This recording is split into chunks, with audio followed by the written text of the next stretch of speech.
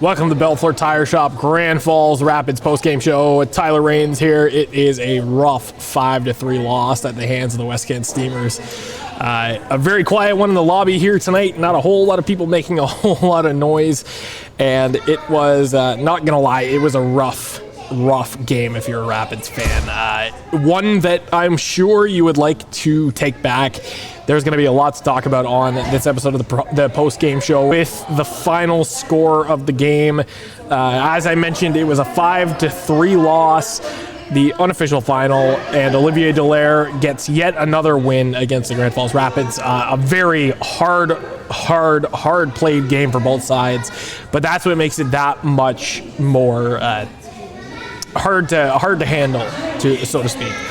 Starts off in the beginning of the first period. Mathis Tirani opens up the scoring with his first goal of the season. Jakob Peltier ties the game, his second of the season. Patrick Baxter gives the Rapids the go-ahead goal.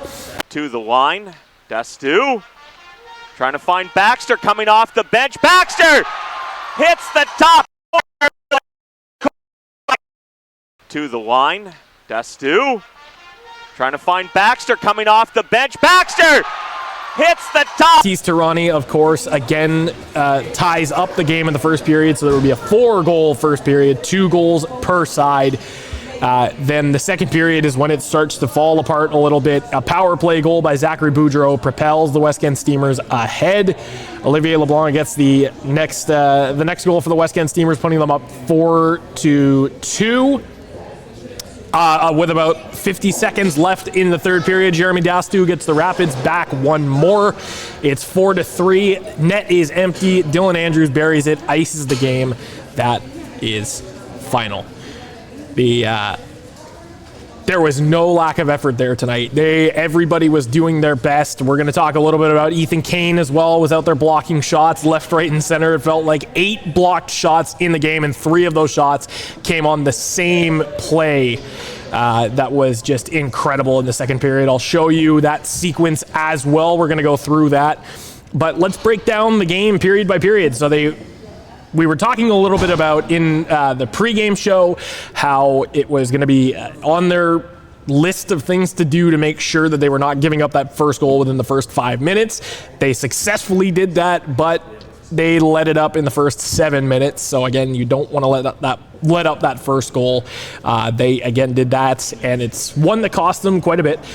Jakob Peltier once again just with a beautiful goal to tie this game, and Patrick Baxter roofed it to put the Rapids up. I'll show you that as well, and it was a beautiful shot, and one they did absolutely best to bury that. So with that being said, that was Patrick Baxter. He put the Rapids up again. They would later tie the game. Period ends at 2-2.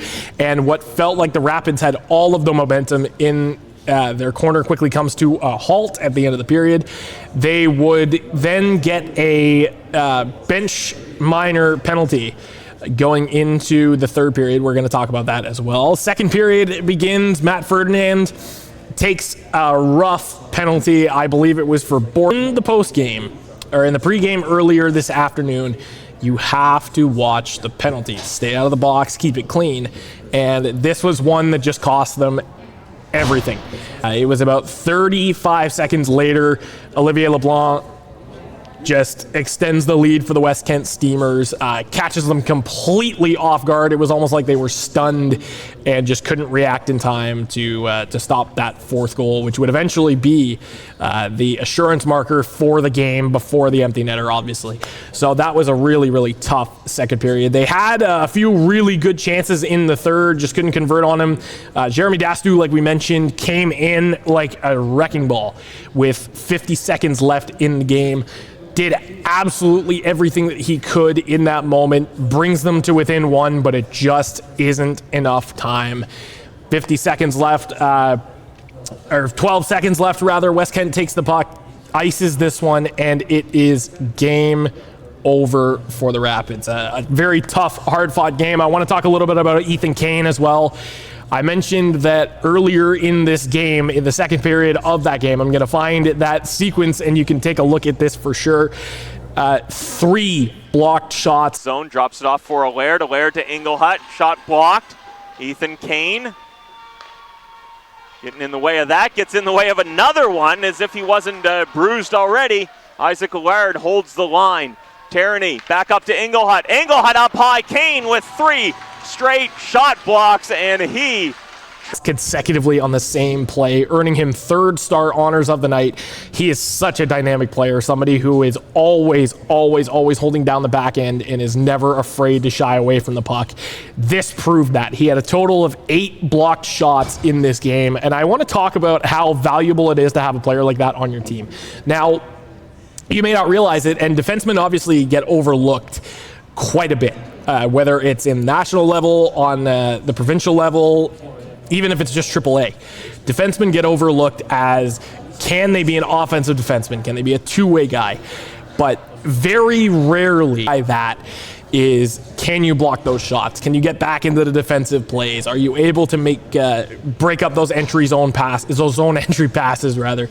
And he was able to do all of that, not just in this game. We've seen that previously in the last few games, and it's something he does extremely well. Solid two-way defenseman, can play the puck in the offensive zone, can get back, can block those shots, and is not afraid, especially on the penalty kill, to go down and sacrifice the body to make sure that he is preventing those scoring chances from happening. Now, that's something that he did very well throughout the course of the game. Those 8 blocked shots easily could have been 3 goals there that West Kent could have added on. Instead of being 5-3, it could have been potentially 8-3. But again, that's just the type of player that Ethan Kane is. He is relentless, and when he wants to block shots, if he wants to prevent those scoring chances from happening, he's going to do it, and nothing's going to get in his way. Just a tremendous all-around game from him. The defense was good tonight. There were a few hiccups, a few mistakes, and at the end of the game, it was just a very costly penalty that really cost them the game, and unfortunately, that's just how it goes. Now, I want to take a little bit of time to talk about the next week of Rapids games. We mentioned it a little bit earlier on the post-game or pre-game show. I know I keep saying post-game. Miramichi is coming on Friday night to play off against the Grand Falls Rapids, and then on Sunday afternoon, the Edmundston Blizzard are in town. It's another division rivalry weekend, and it's something that is very crucial that the Rapids win this. They are now 3-8 on the season. The Miramichi Timberwolves don't play again until Wednesday night, and that's something that you're going to want to watch as well, because this is a game where the Rapids, they could have potentially caught 2 points and been only 2 points behind the Miramichi Timberwolves, but now they are at risk of losing a potential 4 points. So it is very imperative that the Rapids end up winning on Friday night, that they can catch up to Miramichi, they can gain those 2 points, and also that the Timberwolves lose on Wednesday night when they play as well. Now, the standings are very tight at this time of year. It's only 13 games into the regular season, and looking at the standings right now, Edmundston sits in first place, 12-1 for 24 points. Second place for the West Kent Steamers, 13 points. And they just added on to that as well, so that's going to be 15 points. Miramichi and Campbellton tied for that third place spot at 11 points each.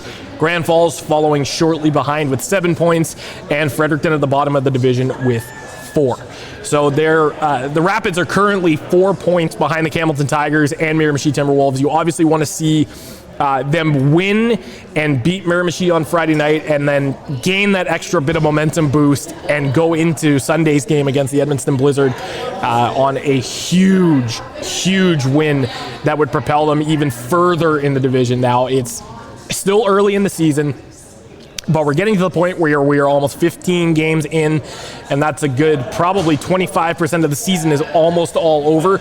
It's not quite time to hit the panic button yet, but you want to see them start to string a few wins together and get back into playoff contention, because this is going to be a real tough test of wills. It does not get easier throughout the course of the season, but this team, again, has shown that they are talented, has shown that they will not give up, and will rise to the occasion on every aspect of things. Now, Olivier Dallaire got the start over Raya Stewart tonight, so no revenge tour for the boys on her, but it was a very well-played game nonetheless. Like I mentioned, it was only one costly penalty that really ended up losing the game for them, but aside from that, did an amazing job. They played very well in the first period. The second half of the second period is where it really started to slow down, and the third, late into the period, they played extremely well as well. That's going to do it for this episode of the Grand Falls Rapids Bellefleur Tire Shop post-game show. We'll see you on Friday evening for the pregame show when the Miramichi Timberwolves come into town and face off against the Grand Falls Rapids in a division rival matchup that is going to be all too intense. We'll see you then.